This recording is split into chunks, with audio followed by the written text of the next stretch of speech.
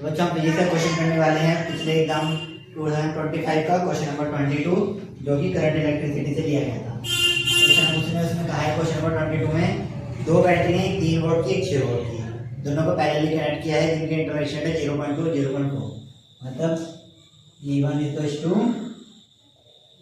3 volt, E2 equals to 6 volt. एक internal resistance 0.2 and other internal resistance is 0.4 और इन दोनों को एक सर्किट से जोड़ा गया है जिसका बड़े वाला रेजिस्टेंस जो लगाया गया मेन रेजिस्टेंस वो है 4 वोल्ट है। ठीक है बच्चों, अब उसने कहा है कि equivalent EMF of the combination, इस पूरे कॉम्बिनेशन के इक्विवेलेंट ईएमएफ निकालो, इक्विवेलेंट इंटरनल रेजिस्टेंस निकालो और करंट। देखो बच्चों इक्विवेलेंट ईएमएफ निकालने के लिए हम क्या करेंगे, equivalent E equals to E1 R1 E2 R2 upon R1 plus R1। ठीक है, E1 equals to 3 into 0.2 6 into 0.4 0.2 plus 0.6 क्या आ जाएगा 0.6 प्लस 2.4 अपॉन 0.8। ठीक है बच्चों, क्या आ जाएगा 3.0 अपॉन पॉइंट से पॉइंट हटा 4 15 अपॉन 4 3 12 बचा 12 3 कितना बचा काट के देख लेते ना, अगर आपको नहीं आता तो सिंपल कर लो 3 3 4 12 बचा 3.075 आ जाएगा 4.75 वोल्ट। ठीक है बच्चों, उसके बाद उसने हमें क्या कहा है,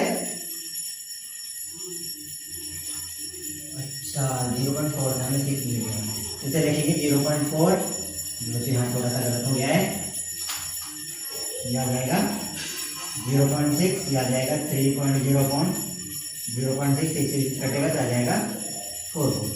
यह आ गया E इक्विवेलेंट। अब हमें निकालना है R इक्विवेलेंट।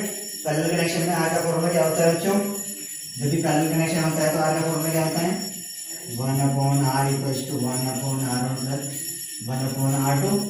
यहाँ आ जाएगा 1 अपॉन 0.2 प्लस 1 अपॉन 0.4 पॉइंट आएगा 10 हो जाएगा 10 अपॉन 2 और 10 अपॉन 4।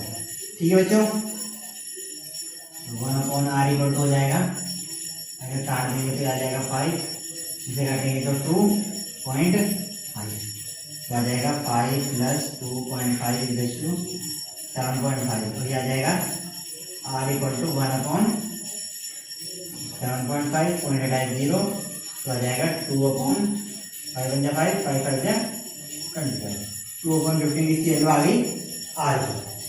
ठीक है बच्चों, अब हमें क्या निकालना है, जो भी आएगा सब प्रोडक्ट डिवाइड करके तो आप निकाल ही सकते हो।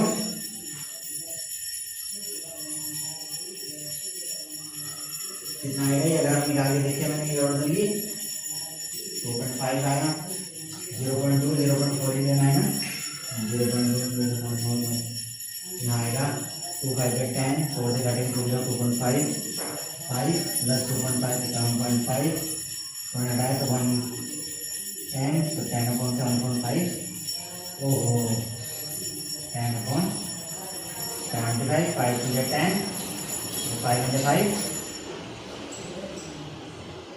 2 अपॉन 15 निकालेंगे तो पॉइंट लगाएंगे 0 लगाएंगे 1 कितना बचेगा 5 0 लगाएंगे 15 3 45 3 3 आएगा। ठीक है, यानी सही किया हुआ मैंने। ओके, नेक्स्ट करेंगे बच्चों, क्या निकालना है इसमें, find the current drawn by the circuit. अब करंट इक्वल्स टू क्या होता है, हमें याद है V इक्वल्स टू IR होता है, तो यहाँ क्या लिख लेंगे E equals to IR plus छोटे वाला ऐसे होता है, I इक्वल्स टू हो जाएगा E upon R plus R। E equivalent कितना है हमारा 4 अपॉन R प्लस R की वैल्यू कितनी आ जाएगी 0.133 प्लस 4 आ जाएगा 4.133। ये हमारा आ गया। ठीक है बच्चों, नेक्स्ट क्वेश्चन हमारा इसका दूसरा पार्ट है, a conductor of length L is connected across an idle cell of EMF E, keeping the cell connected, length of the conductor increased by 12, gradually strengthen it R to R dash initial में। ठीक है, ये वाला है, उसने क्या कहा है साथ में जो उसकी ड्रिफ्ट वेलोसिटी है वो भी कुछ बदल गई। तो हमें बताना है जो इसका टोटल आर डैश और आर में क्या रिलेशन है और वी डी और वी डी में हमें सिर्फ एक ही चीज दी, उसे इंक्रीज करके डबल कर देगा। ठीक है, तो मान लो अगर कोई वायर है ऐसे, ठीक है, इसे दोनों तरफ से खींचा, उसकी लेंथ को लगभग डबल कर दिया। ठीक है, पहले लेंथ एल थी, बाद में 12 हो जाएगी। तो अगर पहले एरिया ए था, बाद में ए बाय 2 हो जाएगा। ठीक है, हमारे पास फॉर्मूला क्या था, R equals to rho L upon A. तो आर डैश इक्वल्स टू हो जाएगा rho L dash upon A dash, क्योंकि ये तो रो तो चेंज नहीं होगा, तो ये हो जाएगा। लेंथ क्या हो गई 12 और एरिया क्या हो गया ए बाय 2, ये ऊपर चला जाएगा तो हो जाएगा 4 एल अपॉन ए, साथ में आ रहा है रो। तो आर डैश इक्वल्स टू, इस पूरे को हम क्या कह देंगे इसे और इसे, इसका मतलब क्या है आर, हो जाएगा 4। पहला रिलेशन तो हमारा आ गया। अब हमें निकालना है ड्रिफ्ट वेलोसिटी। तो बच्चों what is the drift velocity?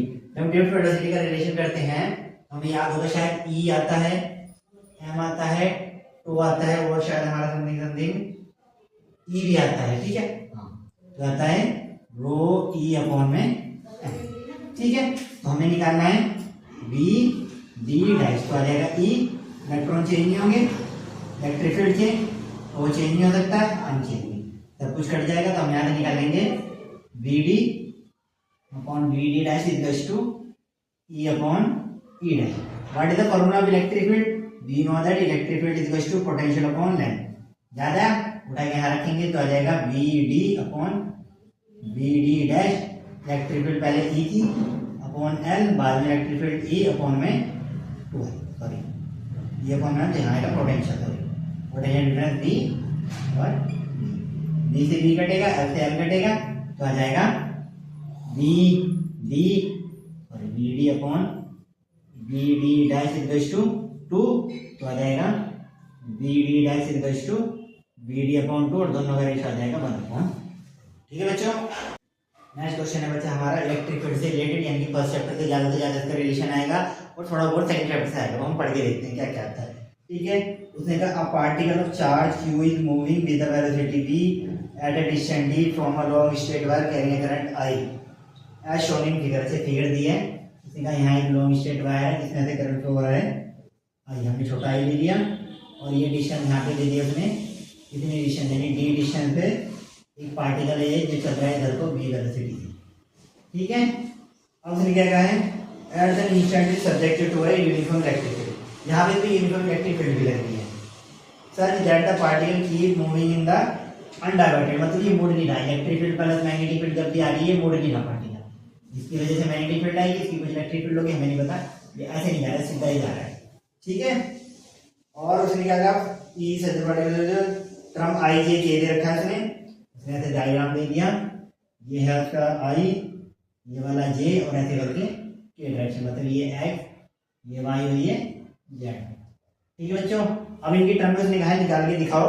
सबसे पहले से कहा मैग्नेटिक फील्ड। अब बच्चों what is the magnetic field? हमें पता है बी, बी माने होता है मैग्नेटिक फील्ड, और what is the magnetic field due to straight long wire के लिए होता है, शायद आपको याद होगा mu naught I upon 2 pi, साथ में डी होता है, डी का मतलब इसकी क्या हो जाती है डिस्टेंस हो जाती है बच्चों। ठीक है, ओके, ये आ गया हमारा पहले का आंसर। अब हमें क्या चाहिए इसकी डायरेक्शन। अब देखो इसकी जो डायरेक्शन होगी वो कैसे होगी, करंट ऐसे जा रहा है ऐसे करके होगी, तो इसकी डायरेक्शन होगी माइनस का के। एक्स और वाई में हमारी दो चीजें हैं, एक वेलोसिटी इलेक्ट्रिक फील्ड, तो ये होगा जेड में माइनस के अंदर को जा रहा है। ठीक है, अब हमें सेकंड नंबर पे क्या निकालना है उसका, find the force, magnetic force. तो मैग्नेटिक फोर्स का फॉर्मूला क्या होता है, एफ बी इक्वल्स टू, याद होगा तो क्यू बी क्रॉस बी, अगर आपको याद हो तो ये होता है। अब देखो हमारे पास बी है, हमने कहा वेलोसिटी की डायरेक्शन मैंने मान ली आई, अब मैग्नेटिक फील्ड की डायरेक्शन क्या होगी इनटू जो उसने दी है म्यू नॉट, आई को चेंज कर लो ताकि दोनों आई, ये वाला क्या वाला है direction, mu naught I upon 2 pi D, और साथ में क्या जाएगा डायरेक्शन माइनस के। अब आई इंटू माइनस के जब हम करेंगे तो हमारा जो निकल के आएगा वो आएगा हमारा जे, तो ये हो जाएगा B mu naught I upon 2 pi D और साथ में जे, क्या ये होगी इसकी डायरेक्शन। उठा के यहाँ रखेंगे तो फॉर्मूला बन जाएगा Q B mu naught naught I upon 2πd और साथ में डायरेक्शन जी। ठीक है बच्चों, ये आ गया मेरा एफ बी। और उसके बाद में और भी एक चीज कही है निकालने को, शायद उसने कहा है हमें निकालने को, find the electric field acting on the charge. Electric field निकालने के हमें क्या पता है, कुछ नहीं, हमें एक चीज पता है, अगर वो डायवर्टेड नहीं हो रही तो force of electric equal to force of magnetic equal to 0। ये है तो इसे हम देख सकते हैं F of electric equal to minus F of B. अगर थोड़ा थोड़ा आपको याद हो तो जैसे हम एफ ऑफ बी लिख देंगे तो एफ ऑफ ई की वैल्यू क्या होती है, E into E. F of B की वैल्यू क्या है, Q V mu naught I upon 2πd और साथ में जे। अब देखो E और Q यहाँ पे भी क्या ले लेंगे, Q से क्या कट जाएगा Q, तो E की वैल्यू कितनी आ जाएगी, V mu naught I upon 2πd और साथ में डायरेक्शन क्या आ जाएगी इसकी। ठीक है बच्चों, मैं देख लूँ ये और तो कुछ नहीं पूछ रखा उसने।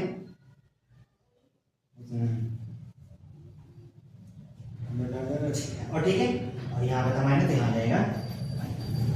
ठीक है बच्चों, ये आ गया इसका फाइनल आंसर।